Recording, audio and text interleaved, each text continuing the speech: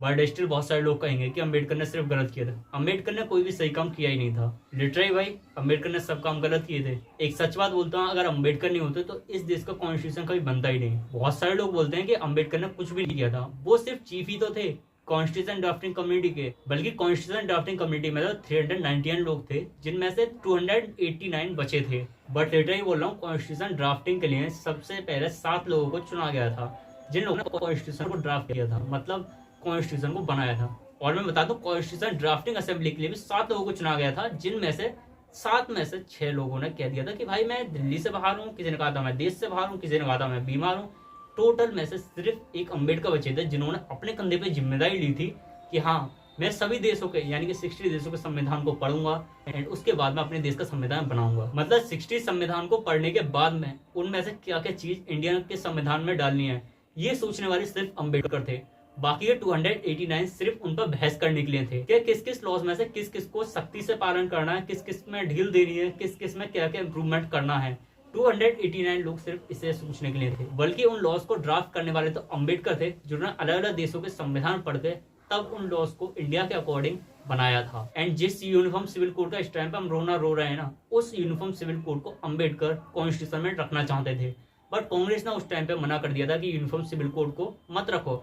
And Muslims के लिए specific laws को भी उस टाइम पे कांग्रेस ने कहा था। बल्कि अम्बेडकर का तो ये मानना था कि भारत का डिस्ट्रीब्यूशन धर्म के नाम पर हुआ है, तो जब तक भारत में एक भी मुस्लिम है तब तक भारत का डिस्ट्रीब्यूशन कंप्लीट नहीं है। यानी कि अम्बेडकर भारत में मुसलमानों को रखने के सख्त खिलाफ में थे, और इस चीज को उन्होंने अपनी book the partition of India में लिखा भी है। यहाँ पे मैं आपको कोट कर रहा हूँ, आप देख भी सकते हैं। अम्बेडकर ने कहा भारत के सारे मुसलमानों को पाकिस्तान भेज देना चाहिए। पेज नंबर 123, मुसलमान भारत में रहेंगे तो यहां कभी सांप्रदायिक शांति नहीं हो सकती। 125 नंबर पेज। मुसलमान भारत के खिलाफ जिहाद छेड़ सकते हैं। Page number 297। मुसलमान कभी भी हिंदुओं की सरकार स्वीकार नहीं करेंगे। Page number 303। मुसलमान शरिया कानून को देश के कानून से ऊपर मानते हैं। Page number 294। मुसलमान समाज सुधार के प्रबल विरोधी हैं। Page number 233, 234। और आखिर में उन्होंने कहा मुसलमान देशभक्त नहीं हो सकता। 332। इसलिए बी.आर. अम्बेडकर ने अपनी किताब में लिखा है कि भारत का विभाजन मजहब के नाम पे हुआ था। जब तक भारत की धरती पे एक भी मुसलमान है तब तक ये विभाजन अधूरा है।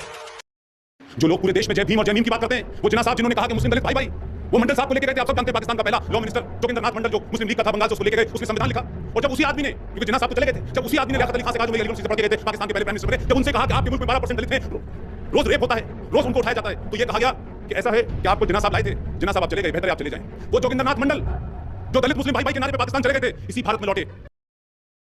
और सब जानते हैं कि पाकिस्तान का पहला लॉ मिनिस्टर कौन था। वो बंगाल से चल के वहां गए, उनको लॉ मिनिस्टर बने, तमाम संविधान लिखा, फिर धक्के मार के निकाल दिया कि उनको बताया गया कि पाकिस्तान के डिवीजन के वक्त पाकिस्तान में 12% दलित थे। लेकिन दलितों के रेप और दलितों के मर्डर की वजह से जोगिंदर नाथ मंडल नाम का पहला वो शख्स जो पाकिस्तान का लॉ मिनिस्टर बना, रोया और अपने इस्तीफे में लिखा उसने कि मैं इस वजह से मुल्क छोड़ के जा रहा हूं। भारत में वो कब आए, कहां आए, कब उनकी मृत्यु हो गई, पता नहीं चला। वो लोग आज भी दलित मुस्लिम प्रेम की कहानी गढ़ रहे हैं।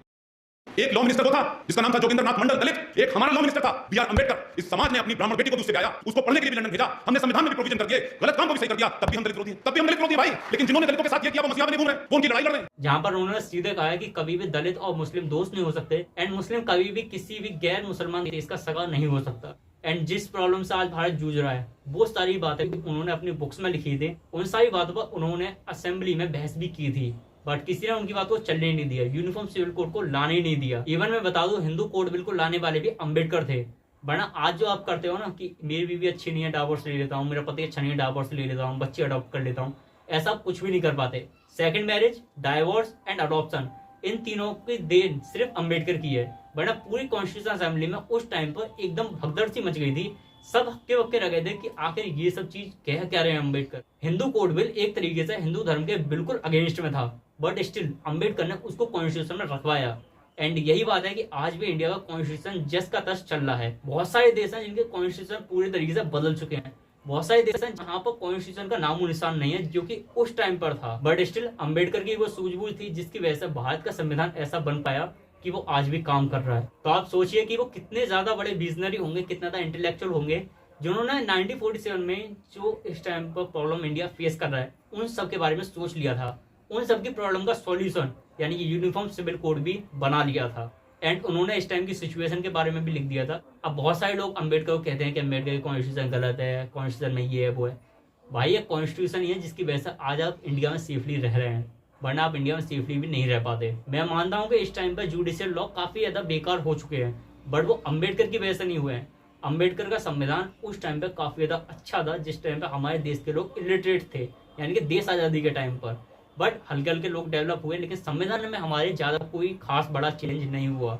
हमारे संविधान में जेंडर न्यूट्रल लॉ एंड काफी सारे लॉज को इम्प्लांट करने की जरूरत है इस टाइम पर, बट कोर्ट और पार्लियामेंट इन सब बातों को समझना ही नहीं चाहते, इन सब बातों पर विचार करना ही नहीं चाहते। तो अगर टाइम के हिसाब से कॉन्स्टिट्यूशन के लॉ आज के टाइम में फिट नहीं बैठते हैं, तो इसमें अम्बेडकर की कोई भी गलती नहीं है, क्योंकि उन्होंने इंडिपेंडेंस के टाइम के भारत को देख करके इंडिया का कॉन्स्टिट्यूशन बनाया था। अम्बेडकर का कॉन्स्टिट्यूशन अभी भी चल रहा है, अभी भी वर्किंग है, मतलब वो इंटेलेक्चुअल तो थे।